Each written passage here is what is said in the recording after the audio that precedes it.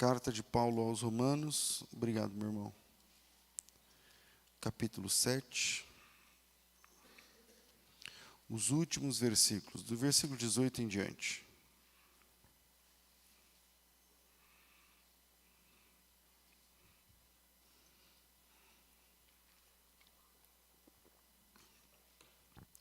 Aos Romanos, capítulo 7, versículo 18 em diante. Amém, irmãos? O texto diz assim: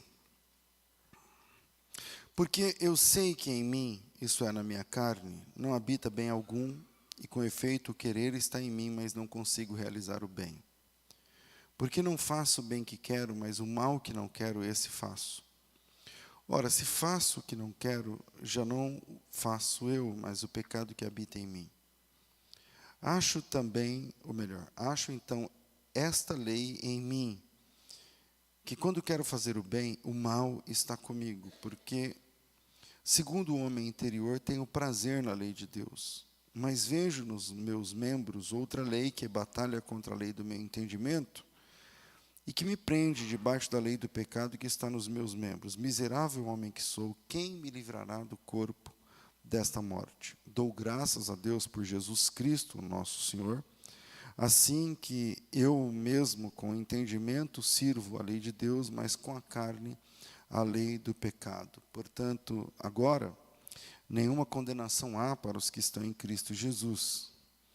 Os que não andam segundo a carne, mas segundo o Espírito, porque a lei do Espírito de vida em Cristo me livrou da lei do pecado e da morte, porquanto que era impossível a lei, visto como estava enferma pela carne, Deus, enviando o seu Filho em semelhança da carne do pecado, pelo pecado condenou o pecado da carne, para que a justiça da lei se cumprisse em nós, que não andamos segundo a carne, mas segundo o Espírito.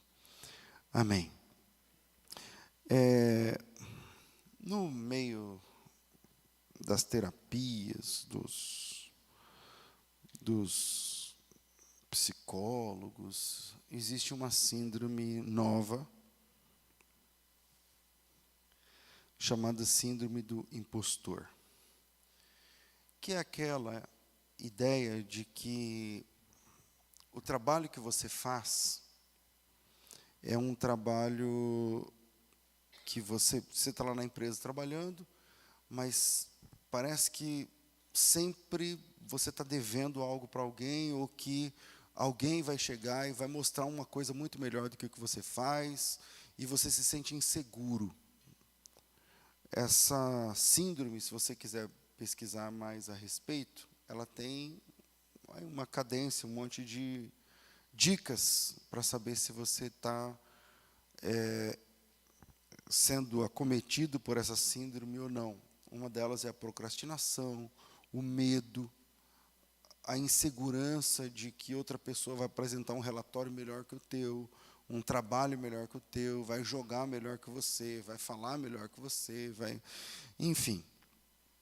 E aí você, mesmo estando ali de coração, naquele trabalho, ou naquele relacionamento, ou enfim, na igreja, no ministério, você vive sempre com o pé atrás de que um dia alguém vai tomar o seu lugar e você vai ser colocado no lugar que você merece, e o lugar que você merece é sempre inferior àquele que você pensa. Como é que Deus lida com as nossas falhas? Como é que Deus lida, e num culto de instrução de quinta-feira, é um momento para a gente tratar sobre isso. Como é que a Bíblia, como é que Deus, como é que a graça lida com as nossas inconstâncias? Qual Pedro prevaleceu, chegou até a linha de chegada, até o final?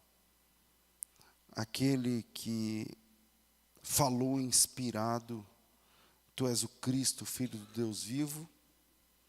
Ou aquele que negou Jesus 3 vezes e espraguejou contra o nome de Jesus? Qual Adão chega até na linha, vai até a linha de chegada?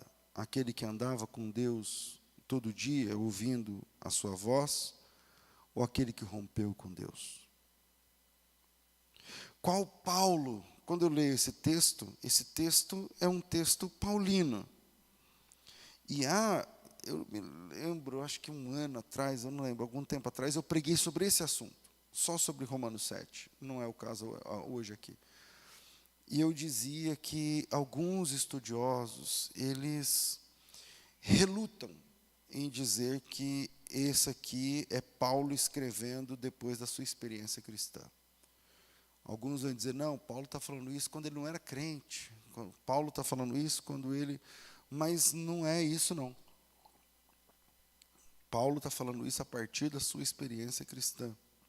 Miserável homem que sou, eu vivo uma coisa, mas eu quero viver outra, mas na hora da prática não consigo e tal. E a pergunta é, qual Paulo chega até o fim? Qual Paulo é que faz aquela fala de segunda carta a Timóteo, dizendo, eu combati o bom combate, acabei a carreira e guardei a fé? Qual Paulo que chega até o fim? O que vive em pecado através dos seus membros, ou aquele que foi crucificado com Cristo? De Gálatas capítulo 2, versículo 19. Ou qual Jacó vai até o fim, o que fingia ser quem não era diante de Esaú? Que esse é um capítulo da vida de Jacó, vergonhoso. Ou o Israel, o príncipe com Deus? Ou qual Raabe cruza a linha de chegada, a prostituta, ou a mulher temente a Deus? E qual versão minha e sua está ouvindo esse sermão agora? Qual versão está agora sentado, ou trabalhando, ou num carro, sei lá quem está, tem muita gente que vê pela internet.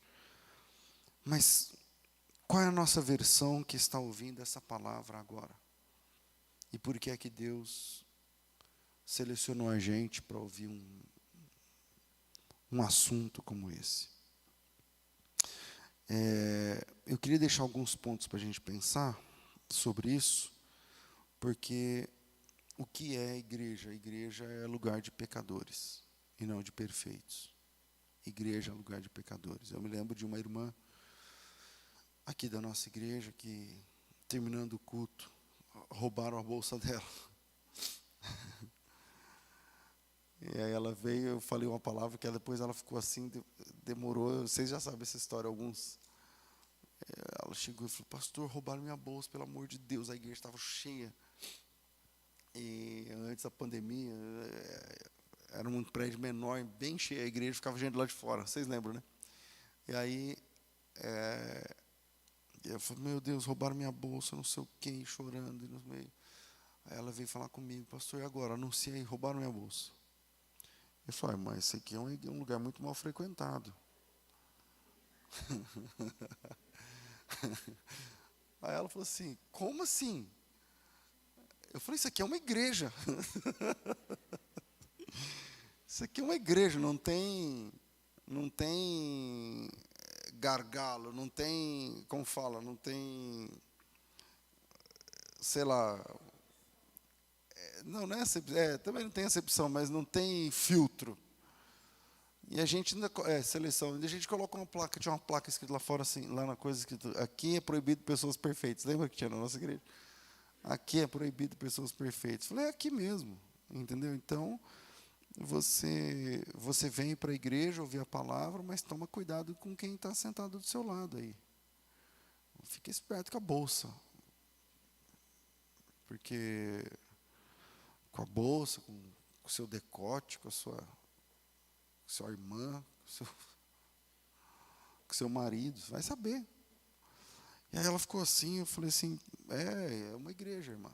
Então, você vai ficar dando mole, deixar a bolsa aberta com a carteira dentro e some aí para abraçar os irmãos, porque a nossa igreja tem esse negócio que acaba o culto e ninguém vai embora. Mas depois ela achou a carteira no carro. Não, estava lá no carro, tá, graças a Deus. Eu falei, ufa, essa foi por pouco. Mas eu estou falando essa ilustração para falar sobre nós.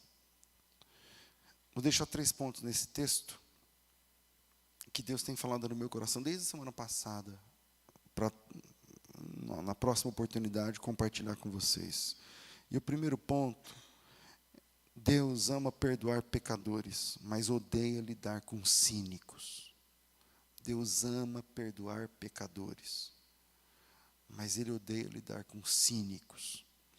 Eu sei que se você pegar um dicionário dos bons, hoje em dia ninguém mais pega dicionário, né, irmão? Tem o Google, mas eu nem sei se no Google, mas eu acho que vai dar também, porque no Google. Mas se você pegar um dicionário dos bons, da etimologia mesmo e tudo mais, e escrever cínico, aí você vai ser automaticamente catapultado para a filosofia grega antes de Cristo, do século, sei lá, 4. Século 3 ou século 4 antes de Cristo, quando Diógenes inaugura esse termo, Diógenes, o cínico, era assim chamado.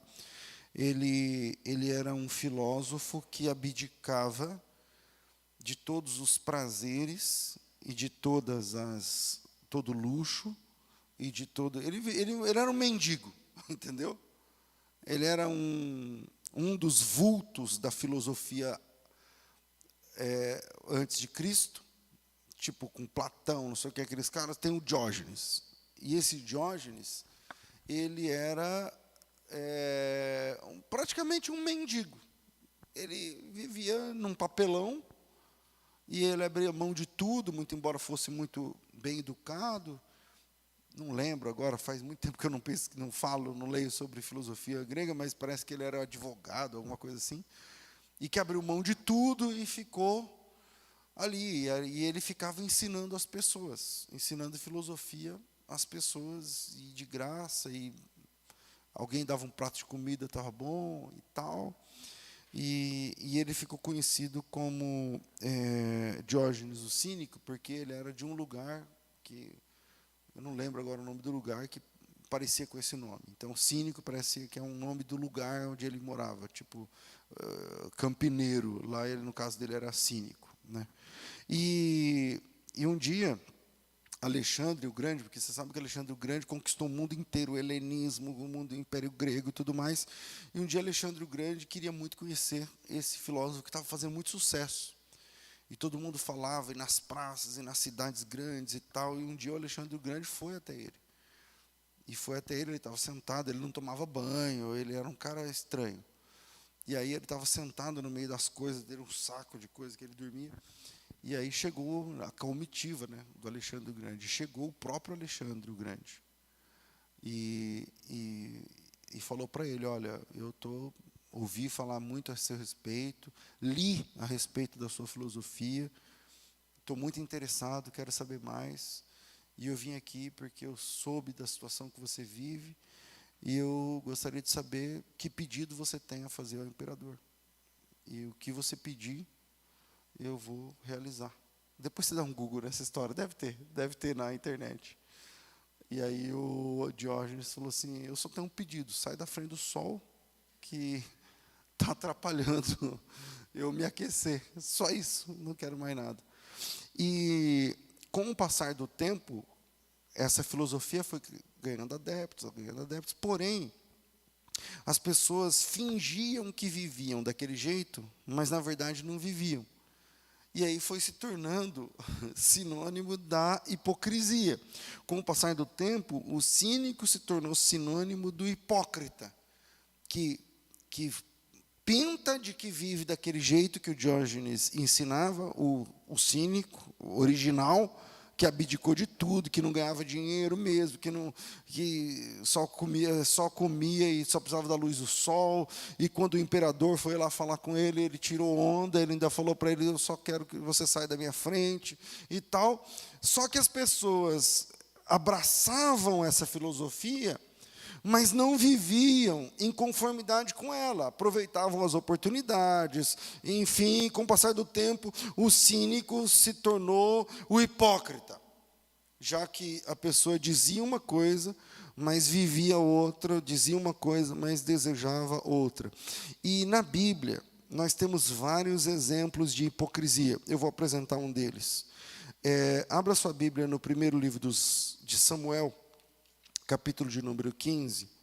E aqui, no primeiro livro de Samuel, capítulo 15, tem um exemplo desse que acontece com Saul, o rei Saul. O rei Saul era rei há pouco tempo, parece que era o primeiro ano do reinado de Saul, salvo engano, e Deus deu uma ordem muito indigesta para o rei Saul. Deus mandou matar uma cidade inteira.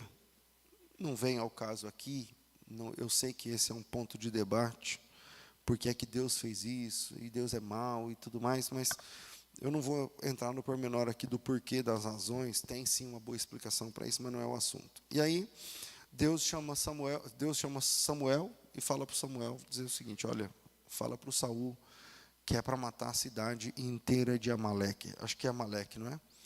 Isso. Os amalequitas, velhos, mulheres, grávidas, criança, todo mundo. Passa a cidade ao fio da espada. E acontece que o Saul foi, mas não obedeceu 100%. O versículo 19 diz assim, não, o versículo 9. O versículo 9 diz assim: e Saul e o povo perdoaram Agag e o melhor das ovelhas, das vacas, e, enfim, tudo mais. E aí o Samuel voltou, versículo 12. Madrugou Samuel para encontrar Saul pela manhã e anunciou-se a Samuel dizendo: já chegou Saul ao Carmelo, e eis que levantou para si uma coluna, e então fez volta e passou e desceu a Gilgal. Veio Samuel a Saul, e Saul disse: bendito sejas do Senhor, eu executei a palavra do Senhor. Só que era mentira, vocês entenderam? Deus mandou ele matar tudo, ele poupou o rei, uns nobres, gado, rebanho, coisas. Bendito seja do Senhor, eu executei a palavra do Senhor. Então disse Samuel: então que balido de ovelhas é esse que estou ouvindo? E que mugido de vacas é esse que eu ouço? E disse Saul: é de Amaleque as trouxeram, porque o povo perdoou o melhor das ovelhas, das vacas, para oferecer ao Senhor seu Deus, mas de resto temos destruído totalmente. Então disse Samuel a Saul: espera e eu te declararei o que o Senhor me disse essa noite. E ele disse: fala. E disse Samuel: porventura, sendo tu pequeno aos teus olhos, não foste por cabeça das tribos de Israel? E o Senhor te ungiu rei sobre Israel, e enviou-te o Senhor a este caminho, e disse: vai, destrua totalmente os pecadores, os amalequitas, e peleja contra eles até que os aniquiles. Por que, pois, não destes ouvidos à voz do Senhor? Antes voaste aos despojos e fizeste o que era mal aos olhos do Senhor. Quer dizer, ele fingia que tinha feito, mas na verdade não tinha feito, e Deus está desmascarando aqui o caso do rei Saul. Então disse Saul a Samuel: não, eu dei ouvido à voz do Senhor, eu caminhei no caminho pelo qual o Senhor me enviou, eu trouxe Agag, o rei de Amaleque, mas os amalequitas eu destruí totalmente, mas o povo tomou dos despojos, as ovelhas, as vacas, o melhor do interdito, mas é para oferecer ao Senhor teu Deus em Gilgal. Porém Samuel disse: porventura o Senhor tem tanto prazer em holocaustos e sacrifícios, do que em que se obedeça a sua palavra? Eis que obedecer é melhor do que sacrificar, e atender é melhor do que gordura de carneiros, porque a rebelião é como o pecado de feitiçaria, e a contenda é como a iniquidade da idolatria. Porquanto tu rejeitaste a palavra do Senhor, ele também te rejeitou a ti, para que você não sejas mais rei. Vai seguindo. Então disse Saul a Samuel: eu pequei. Pequei porquanto tenho traspassado o dito do Senhor e as suas palavras, porque eu temi o povo, eu dei ouvidos à sua voz. Veja, até aqui tudo bem, ele mentiu, mas o Samuel falou: não, Deus me mostrou, é assim, assim, assim. Aí a casa caiu, aí ele assumiu. Entende? Até aqui tudo bem, ele assumiu, ele falou: não, eu pequei, eu errei, eu dei ouvido às pessoas, eu errei, eu dei ouvido, aí versículo 25, agora rogo-te, perdoa o meu pecado, e volta comigo para que adore ao Senhor. O volta comigo que é o problema. Ele queria que o Samuel perdoasse ele, e voltasse como se nada tivesse acontecido. E aí o versículo 26, porém Samuel disse: eu não voltarei contigo, porquanto rejeitaste a palavra do Senhor. O Senhor já rejeitou você, para que não sejas rei sobre Israel. E virando-se Samuel para sair, ele pegou na borda da capa de Samuel e segurou, que rasgou. Então Samuel se virou e disse: o Senhor tem rasgado de ti hoje o reino de Israel, e tem dado ao teu próximo, que é melhor que você. E também aquele que é a força de Israel, que não mente nem se arrepende, que não é homem para que se arrependa. Disse ele: não pequei, honra-me. Parei aqui, eu vou ler o 30, eu errei o tom. E disse então Saul: pequei. Honra-me, porém, agora diante dos anciãos do povo. Quer dizer, a preocupação do rei Saul não é com se acertar diante de Deus, mas é com as aparências. Não, tipo, eu errei, mas vai comigo, para que todo mundo bata palma para mim, porque eu sou o rei, e você é o sacerdote, para que todo mundo ache que... Então, primeiro, Deus ama perdoar pecadores, mas Ele odeia lidar com cínicos, espiritualmente. E um exemplo de hipocrisia é esse do rei Saul, e muitos outros da Bíblia. Tomem cuidado com a hipocrisia. Você pode estar, lembra quando eu falei da síndrome do impostor? Você pode estar alimentando isso. Pode ser verdade. Você pode criar um fake e alimentar esse fake na vida cristã o tempo todo, que canta, que prega, que ora, que é legalzinha, que ajuda na igreja, tal. Só que é falso. Só que é falso. E Deus, Ele ama pecadores, mas Ele odeia os cínicos. Aquele que é pecador, que fala: eu errei, eu falhei, porque essa é a diferença entre Saul e o Davi. Essa é a diferença básica entre Saul e Davi. Entre os dois, o Davi é muito pior, mas pelo menos o Davi reconhecia os seus erros. Segundo, vou ficar ligeiro no horário aqui. Segundo, a tristeza diante da nossa falha é um bom sinal. A tristeza que você sente quando falha é um bom sinal. Nós fomos ensinados, especialmente nos últimos anos, eu não sei porque a igreja evangélica entrou nessa. A gente não era assim. A gente não era assim. A igreja se reunia, orava, louvava a Deus, cânticos de adoração, pregava o evangelho, recolhia as ofertas para o andamento da obra e ia embora. Mas hoje, a gente vive uma fase de que parece que você tem que vir para a igreja para se sentir melhor. Não, porque esse ano é o melhor ano, vai ser o melhor ano da tua vida. Esse mês vai ser o melhor mês da sua vida. Esse culto vai ser o principal culto da sua história. Se você não sair daqui melhor, se você não sair daqui diferente, se você não sair daqui... Eu não sei onde inventaram isso. Eu não consigo achar, não sei, historicamente falando, eu sou um admirador da história da igreja. Vocês sabem. Eu não sei exatamente onde começa, quem é que começa essa história. De que na reunião dos crentes, a gente tem que sair melhor.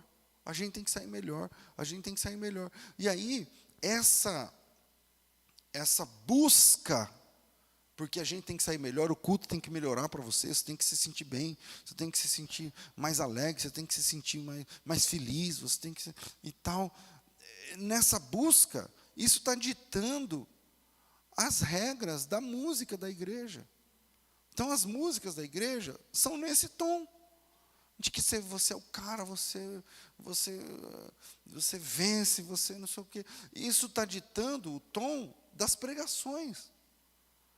Então, os pastores estão vendidos para essa teoria de que você tem que se sentir melhor. Então, olha para o teu irmão e fala que ele é lindo, olha para a pessoa mais bonita que tem na igreja, que está do seu lado, que tem não sei o quê. Eu não acho isso nas Escrituras. Não existe isso na Bíblia. Desculpa, os pastores que gostam de... Vai, repete comigo, agora fala isso, agora fala aquilo, agora fala... Desculpa, não tem isso. Isso é uma moda que entrou na igreja de um tempo para cá, de pouco tempo para cá. Deixa eu falar como era a liturgia da igreja. Basicamente, na história da igreja. Estou falando até antes do pentecostalismo, por exemplo. A liturgia da igreja é a seguinte: a pessoa chega na igreja e faz a primeira oração. A primeira oração chama oração de confissão. Essa é a liturgia da igreja cristã. Depois que ela faz a oração de confissão, ela canta um hino de louvor a Deus. Ela canta um hino de louvor a Deus e de gratidão a Deus. Não pode ser outro tema. É louvor e gratidão.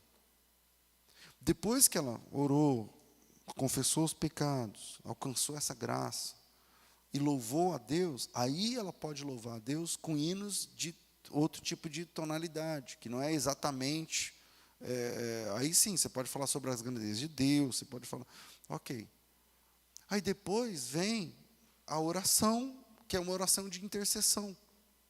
Aí depois vem a pregação, que é a pregação contra o pecado, a pregação do Evangelho. Aí depois recolhe as ofertas, as coisas, depois vai embora.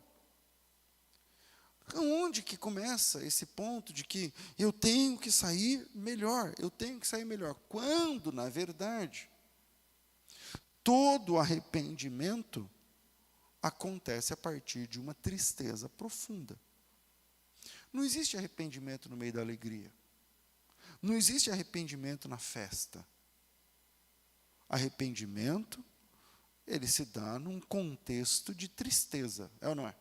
Arrependimento. O que é arrependimento espiritual? Você fala, eu estou errada, eu estou errado. Eu não posso seguir nesse jeito. Eu não posso. Como esse sentimento combina com uma música ou com uma pregação que só te põe para cima? Não combina. Tem sentido o que eu estou falando? Então, segundo, a tristeza diante... Como é que é? Lá, coloca aí a segunda, que eu escrevi de um jeito e está lá de outro. A tristeza que você sente quando falha é um bom sinal. Quando o apóstolo Paulo fala assim, miserável homem que sou, isso é bom. Você acha que ele está falando isso com alegria ou com tristeza? Com tristeza, ele está lamentando, isso é um tom de lamento. Abra sua Bíblia na segunda carta de Paulo aos Coríntios, capítulo 7. Segunda carta de Paulo aos Coríntios, capítulo 7, o apóstolo Paulo fala o seguinte. Peraí, aqui. Versículo 10. Porque a tristeza, segundo Deus,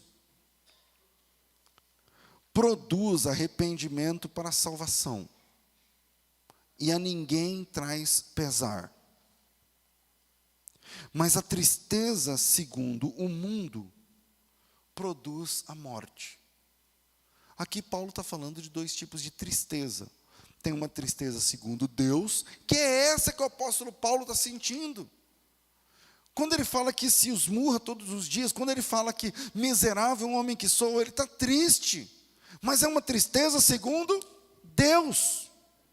É uma tristeza que nos leva ao arrependimento, é uma tristeza que nos empurra para o arrependimento, é uma tristeza que enquanto eu estou pregando aqui, você está falando, puxa, como eu precisava ouvir isso, porque eu preciso entrar nos trilhos de novo. Porque eu preciso me acertar com Deus de verdade, eu preciso cair de joelhos, chorar, eu não estou precisando de festa, eu estou precisando de contrição, de choro, de lágrimas e de joelho dobrado.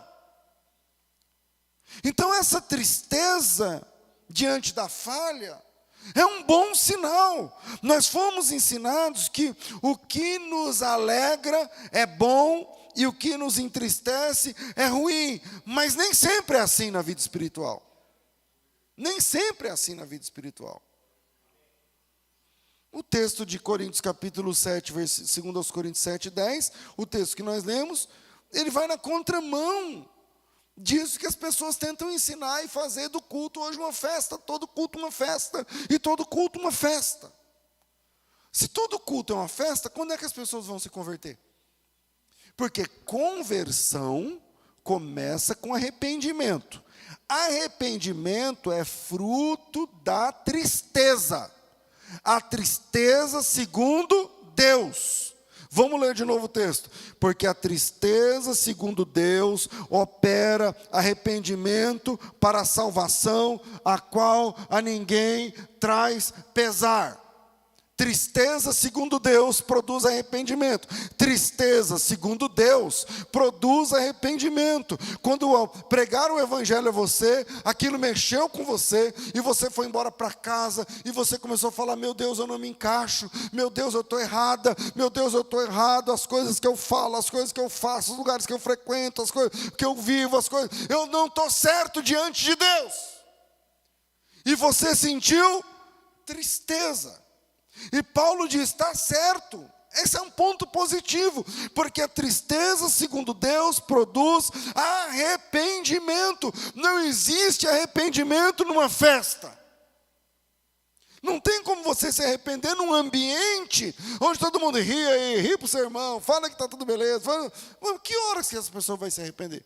Porque arrependimento, que eu saiba, é você ficar chateado com você mesmo, desapontada com você mesmo, olhar para dentro de você mesmo e dizer, peraí, não, está errado, eu não estou me encaixando. A Bíblia diz A e eu estou vivendo B. A Bíblia diz assim, eu estou vivendo assado. Então como eu faço para me encaixar? Mas aí se você vem na igreja, o ambiente da igreja, e vamos pular, vamos crescer, vamos dominar o mundo, e vamos... Mas peraí, eu queria me arrepender, eu queria chorar meus pecados, eu queria usar esse ambiente de igreja para dobrar joelho, e para falar, Deus, por favor, me ajuda, miserável homem que sou, quem me livrará do corpo dessa morte? Então, a tristeza segundo Deus, se você sente, é um bom sinal. Então esse pode ser um culto de choro para você e ser bênção, entende? Esse pode ser um encontro que você vai sair mais triste do que você entrou, mas é bênção também. Não tem essa história de que não, esse é o ano melhor da sua vida, você não pode chorar, você não pode não sei o quê, você não pode... Não, esse não é o evangelho. Esse não é o evangelho das Escrituras. A tristeza segundo Deus é bênção. Agora tem a tristeza segundo o mundo. E o texto continua lá dizendo, a tristeza segundo o mundo produz morte. A tristeza segundo Deus produz arrependimento para a salvação. E a tristeza segundo o mundo? Morte. É essa tristeza que faz o cara pular do não sei que andar do prédio. É essa tristeza que faz o cara encher o tambor do revólver e colocar dentro da boca e dar o tiro. É uma tristeza segundo o mundo. É uma tristeza que não opera. É uma tristeza inoperante. É uma tristeza que desgraça. Agora, a tristeza segundo Deus opera. É operante. A tristeza segundo Deus te empurra ao arrependimento. Então, cuidado com esse frenesi de que não, porque o culto... Por exemplo, o pessoal do louvor, pode comandar o louvor aí e fazer a gente chorar, irmão, não tem problema não. A gente não tem que ficar aqui só para cima, não, para baixo também Deus opera. Para baixo também Deus opera, de joelho dobrado e tal. Então, meus queridos irmãos, eu comecei falando assim, qual Pedro prevaleceu? O que falou inspirado, tu és o Cristo, Filho do Deus vivo, ou o que negou Jesus? Aí a resposta é não, o que falou inspirado prevaleceu. Ele caiu, ele falhou, mas no fim ele prevaleceu. Por quê? Bom, porque quando ele caiu, ele chorou amargamente. Lembra? Qual Adão prevaleceu? Qual Paulo chega até o fim? Ou qual Jacó, ou qual Raabe? Eu não lembro quais todos os personagens que eu falei no começo. Mas Pedro chorou amargamente. Paulo disse, miserável homem que sou. Essa tristeza, esse nível, esse tipo de tristeza, precisa resultar em atitudes reais que nos conduzem a Deus. Não adianta a gente vamos fazer aqui a festa de não sei o quê, e todo mundo olha para o teu irmão, e pula, e dança, e coloca jogo de luz, e não sei o quê, e tal. Só que o arrependimento vai ser que horas, então mesmo? A gente deixa o arrependimento como lição de casa. Então, tipo assim, aqui é festa, beleza? Em casa vocês se arrependam. Não, se a gente está aqui pregando o Evangelho, é porque pode ser palco de arrependimento. E você pode chegar a lágrimas aqui, e dobrar o joelho aqui, e confessar aqui, estamos entre irmãos, e você pode recomeçar com Deus. Não importa a sua idade. Não importa a sua graduação no ministério.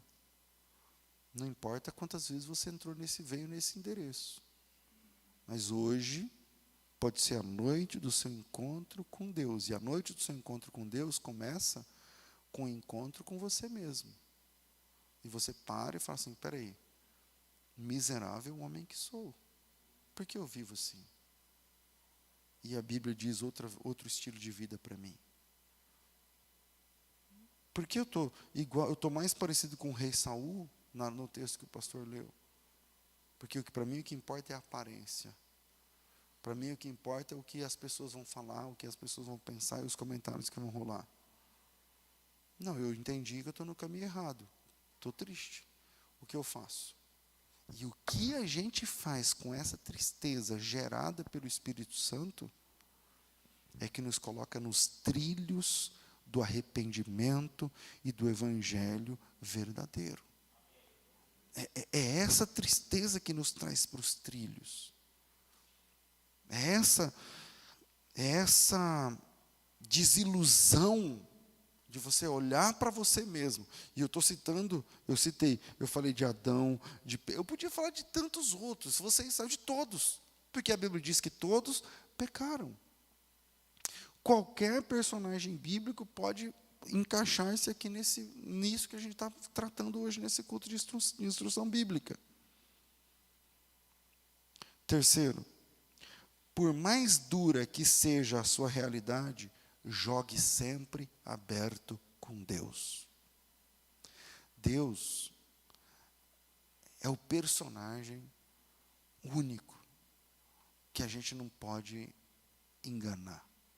Pastor, é possível enganar Deus? Não, mas é possível viver tentando enganar Deus. Como? Como Saul falou para o Samuel. Deus sabia, Deus falou para Samuel, então Samuel também sabia. Aí quando ele chega, ele fala assim, bendito do Senhor, está tudo uma bênção, que maravilha, que bênção, que privilégio, que não sei o quê, vem aqui para o evento. O Samuel falou assim, não, está tudo errado. Não está tudo errado não. Não, então e esse barulho que eu estou ouvindo? Não era para ter matado todo mundo e todos, e tudo? E que mugido é esse de ovelha que eu estou escutando? Aí, não, mas isso aí são as pessoas.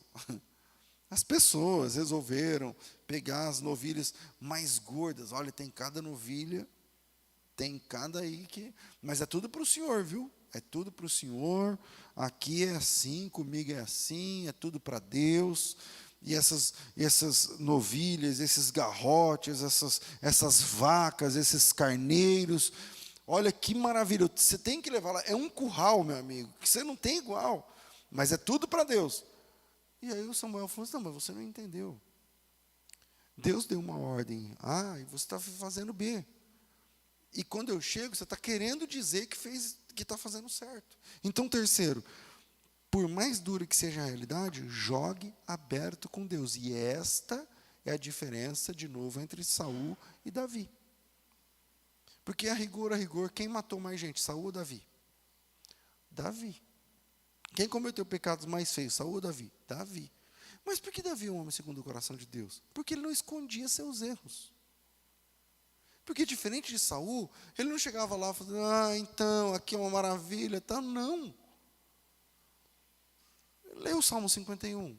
Senhor, eu sou um miserável, em pecado me concebeu minha mãe, contra ti somente pequei, fiz o que era mal aos teus olhos, eu tenho vergonha e tal, cria em mim um coração puro, renova em mim um espírito reto, não me lances fora da tua presença, e tal.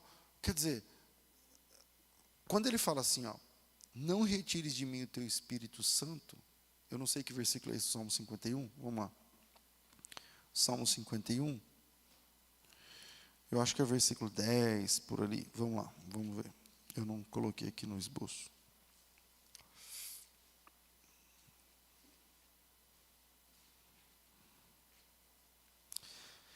Cria em mim, ó Deus, um coração puro. Olha a sinceridade dessa oração. Meu coração não é puro. Então, cria em mim, ó Deus, um coração puro. Renova em mim um espírito reto. Não me lances fora da tua presença e não retires de mim o teu Espírito Santo. Sabe por que o Davi está orando assim? Volta, segura, marca essa página e volta lá em 1 Samuel, capítulo 16. É o 1 Samuel? Eu acho que é 1 Samuel. Capítulo 16. Versículo 14. Diz assim esse texto: e o Espírito do Senhor retirou-se de Saul, e o assombrava um espírito mau da parte do Senhor. O Davi, nessa altura, ele era próximo de Saul. Ele viu o que aconteceu com Saul, um homem ungido por Deus, escolhido por Deus, e que perdeu a presença de Deus. Ele viu de perto, de camarote. Ele viu o Saul fazendo besteira atrás de besteira. Por isso, quando ele falha, e ele escreve o Salmo 51, ele fala assim, cria em mim com o coração puro, renova em mim espírito reto, não me lances fora da tua presença, e não retires de mim o teu espírito. Em outras palavras, eu vi o que aconteceu com Saul. Eu não quero chegar naquele nível.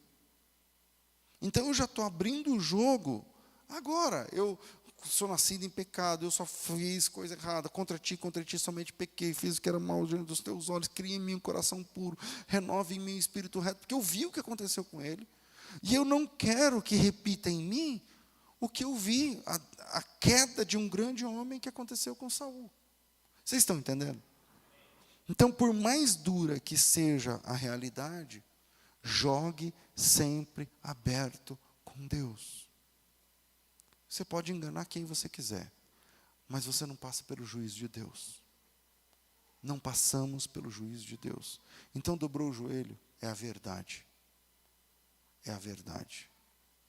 O coração que você tiver, é dele que você vai falar com Deus.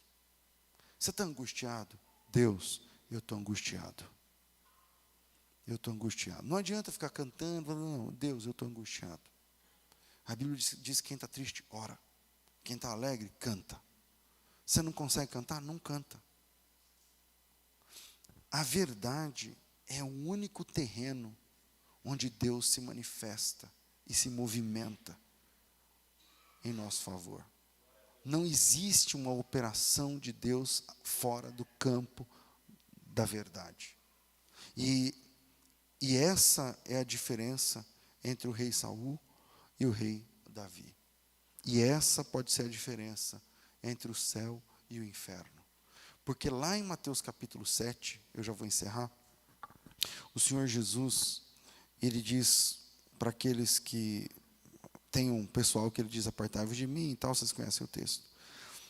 E eles disseram, Senhor, mas em teu nome nós fizemos isso, isso, isso, isso e aquilo. E aí Jesus vai responder, apartai-vos de mim. E Jesus, ele não diz que é mentira que as pessoas fizeram. Deixa eu achar esse versículo. Deixa eu ver se é 21. 22. Muitos naquele dia me dirão, Senhor, Senhor, em teu nome não profetizamos, não expulsamos demônios, não fizemos curas, maravilhas. E eu lhes direi abertamente, nunca vos conheci. Ou seja, ele não está dizendo que é mentira, não, vocês não curaram, a cura era falsa, a cura, não. Ele está dizendo o seguinte, você não entra no céu, não é porque você fez ou não fez curas, mas você não entra no céu porque eu não te conheço. Porque você escolheu construir um relacionamento fake. E no céu não entra fake. No céu só entra quem é de verdade. Céu é lugar de pecador. Céu é lugar de pecador arrependido. E pecador arrependido só pode ter pecador arrependido no campo da verdade. Hoje em dia não se fala mais que a gente tem que se arrepender. Hoje em dia não se fala mais que a gente tem que chorar, que a gente tem que dobrar joelho, que a gente tem que se entristecer, que a gente tem que se converter. Ninguém fala mais. É difícil você ouvir uma pregação do Evangelho que fala sobre conversão, arrependimento, confissão, contrição, quebrantamento, choro, lágrima, joelho dobrado. Então, meus queridos irmãos, eu desde uns dias atrás, semana passada, sei lá onde eu estava, que eu estou com essa palavra no meu coração e gostaria de ter entregue a vocês. E por último, nesse último ponto, por mais dura que seja a realidade, jogue sempre aberto com Deus. Deus ama perdoar pecadores, mas Ele odeia o cínico, o falso, aquele que finge. No último dia, vai ter 2 turmas, uma à direita e outra à esquerda do Salvador. E as 2 turmas, uma vai para o céu e outra para o inferno, elas fizeram as mesmas coisas. Elas fizeram as mesmas coisas, as atitudes são as mesmas. Porque a turma que está indo para a esquerda, agora é Mateus 25. Senhor, mas em teu nome fizemos isso, isso e aquilo. E Jesus vai dizer assim, quem é que diz que o céu é para quem fez isso, isso e aquilo? O céu, você não herda o céu por pontuação. Ah, que nota você tirou? Não é por pontuação. Qual foi a pontuação do ladrão na cruz? O que ele fez? O cara nem se batizou, meu irmão. Que alma ele ganhou? Que santificação ele viveu? Mas ele ouviu do Salvador, ainda hoje estarás comigo no paraíso. Ainda hoje estarás comigo no paraíso. Do ponto de vista da justiça, o inferno é mais justo do que o céu. Porque todo mundo que for para o inferno foi porque mereceu. Ao contrário do céu, que todo mundo que chegar lá não merecia, mas alcançou pela graça maravilhosa do Salvador. Deus abençoe vocês em nome de Jesus.